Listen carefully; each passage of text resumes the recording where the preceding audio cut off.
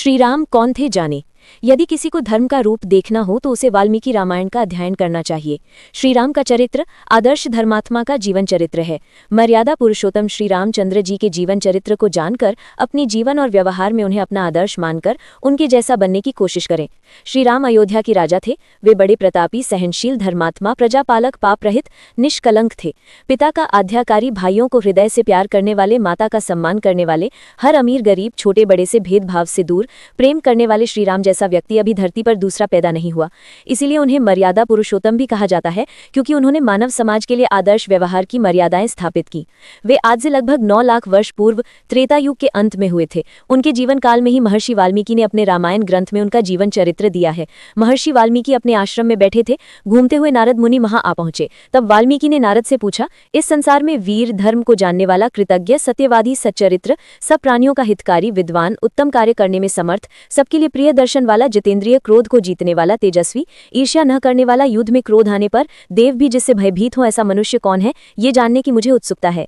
तब नारद मुनि ने ऐसे बहुत से दुर्लभ गुणों वाले श्री राम का वृतांत सुनाया। जब महाराजा दशरथ ने श्री राम को युवराज बनाने का अपना विचार सारी सभा के सामने रखा, तब सभा ने इस प्रस्ताव का स्वीकार करते हुए श्री राम के गुणों का वर्णन इस प्रकार किया। प्रजा को सुख देने में श्री राम चंद्रमा की तरह हैं। वे धर्मपालक, सत्यवादी, शांत स्वभाव, ईर्ष्या से रहित, दुखियों के दुख दूर करने वाले, मधुरभाषी, कृतज्ञ और जितेंद्रिय हैं।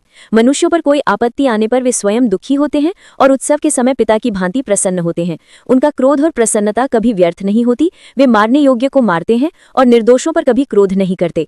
श्री राम के गुणों का वर्णन कैकेयी ने स्वयं किया है। जब श्री राम को राजतिलक देने का निर्णय हुआ, तब सभी को अत्यंत प्रसन्नता हुई। कैकेयी को यह समाचार उसकी दासी ने जाकर दिया। तब कैकेयी आनंद विभोर हो गई और अपना एक बहुमूल्य हार कुब्जा को देकर कहने लगी, हे मथरे, तूने ये अत्यंत आनंददायक समाचार सुनाया है, इसके बदले में मैं तुम्हें और क्या दूं? परंतु मंथरा ने द्वेष से भरकर कहा कि राम के राजा बनने से तेरा, भरत का और मेरा हित न होगा। तब कैकेयी राम के गुणों का वर्णन करती हुई कहती है, राम धर्मज्ञ, गुणवान, जितेंद्रिय, सत्यवादी और पवित्र हैं तथा बड़े पुत्र होने के कारण वे ही राज्य के अधिकारी हैं। राम अपने भाइयों और सेवकों का अपनी संतान की तरह पालन करते हैं। श्री राम की महत्ता वशिष्ठ के शब्दों में, आहूतस्य अभिषेकाय विसृष्टस्य वनाय च न मया लक्षितस्तस्य स्वल्प आपि आकार विभ्रमः। वाल्मीकि रामायण। अर्थ, राज्याभिषेक के लिए बुलाए गए और वन के लिए विदा किए गए श्रीराम के मुख के आकार में मैंने कोई भी अंतर नहीं देखा। राज्याभिषेक के अवसर पर उनके मुखमंडल पर कोई प्रसन्नता नहीं थी और वनवास के दुखों से उनके चेहरे पर शोक की रेखाएं नहीं थी।